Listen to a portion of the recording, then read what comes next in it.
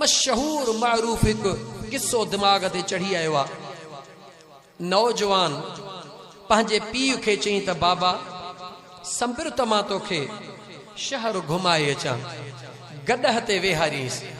पीउ खे गॾह ते वेहारे शहर घुमाइण थो वञे। जेॾीमहिल झंग में पहुतो झंग में पहुतो चई बाबा तू घड़ी खन हिते वेह त मां भला थोड़ो हेॾो पेशाब जो ख्याल करे अचां। जेॾीमहिल पुट ईअं चई हलण लॻो त पीउ निहारे नेसाहो हणी रोअण लॻो। पुट चयो बाबा ईअं छो थो करी? पीउ चयो पुट इहो इन करे थो रोआं जो मूं बि पंहिंजे बाबे सां ईअं ई कयो हो। मुझो बाबो कुराड़ो थी वयो, घर में खंखंदो हो, उहो बलगम वगैरह कढंदो हो। ज़ाल मुखे परेशान कयो, यानी तुझे मां मुखे परेशान कयो। मूं उनखे राज़ी करण जे लाइ पंहिंजे बाबे के चयो बाबा अॼु हल तोखे शहर घुमाए अचां। ईअं ई गॾह ते चाढ़ियुमि, ईअं ई विच झंगल में छॾे करे मां मोटी आयो हुयुसि। पोइ बाबे जो छा थियो मूंखे काई ख़बर कान्हे। अॼु तूं बि मूंसां ईअं ई करे रहियो हुई, इन करे थोरो आ त बच्चा तोसां बि तुंहिंजो पोयर सुभाणे ईअं ई कंदो। अबे अम्मा सां उहो वर्ता कर जेको सुभाणे खुद कबूल करे सघी, जेको सुभाणे खुद बर्दाश्त करे सघी। जेकॾहिं खुद बर्दाश्त करण जी ताक़त न थई त अबे ऐं अम्मड़ सां सुहिणो वर्ता कर। अल्लाह कुरान में फरमायो वख्फिद लहुमा जनाह ज़ुल्ल मिनर रहमा वक़ुर रब्बिरहमहुमा कमा रब्बयानी सगीरा।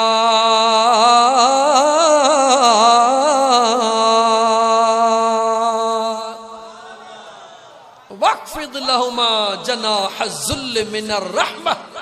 हर घड़ी कंध झुकाए बीही रह, रहमत विचा। अबो अम्मा रहमत थई उन जादो कंध झुकाए बीही रह। हर घड़ी दुआ घुर ओ मुझा मौला मुझे अबे ऐं अम्मा ते ईअं रहम कर जीअं नंढड़े लाकू हुननि मूं ते रहम कयो।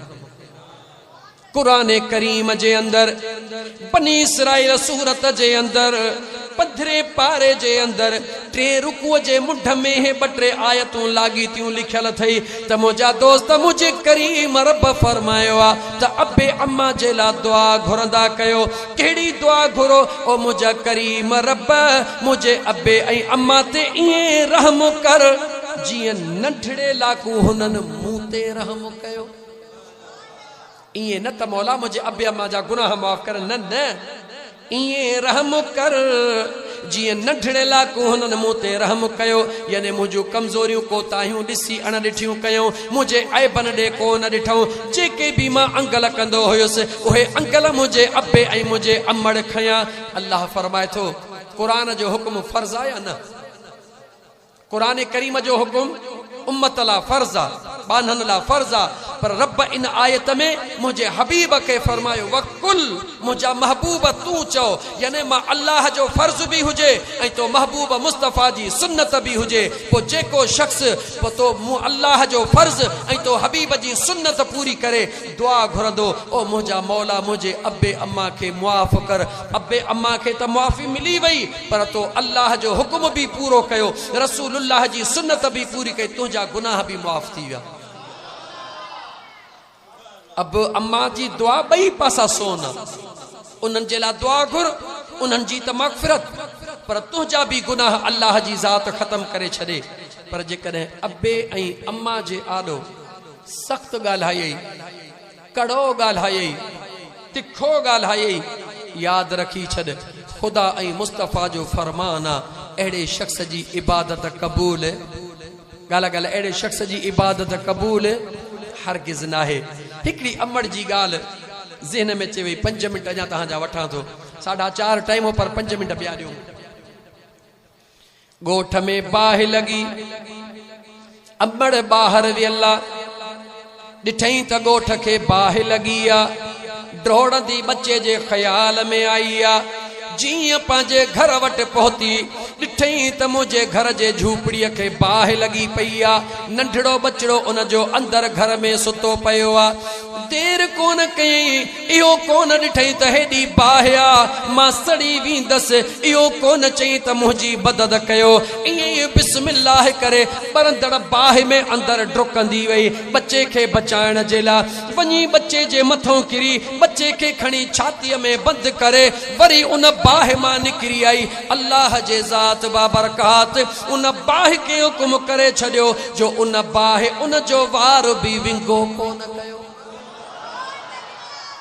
दुनिया ॾिठो, अमड़ पंहिंजो बचिड़ो बरंदड़ बाहि मां कढी आई, सिधो खणी मुंहिंजे महबूब मदीने वारे घोट जे दरबार में आई। अर्ज करण लगी, या रसूल अल्लाह,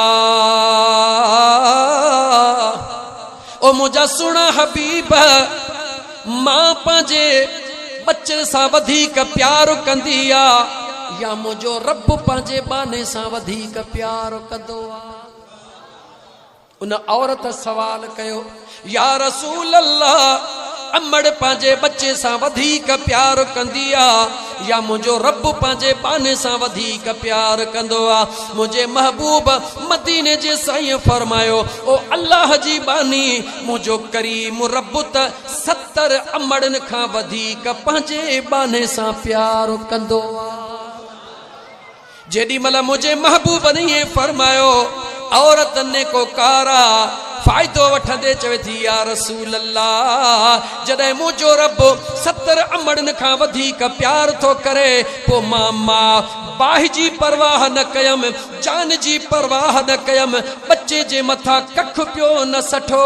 जॾहिं मूं पंहिंजे बच्चे खे बाहि में जलंदो न ॾिसी सघियसि, पोइ मुंहिंजो रब पंहिंजे बाननि खे जहन्नम में जलंदो कीअं ॾिसंदो? त मुंहिंजे हबीब जे अखिड़ियुनि में लुड़क लड़ी आहे।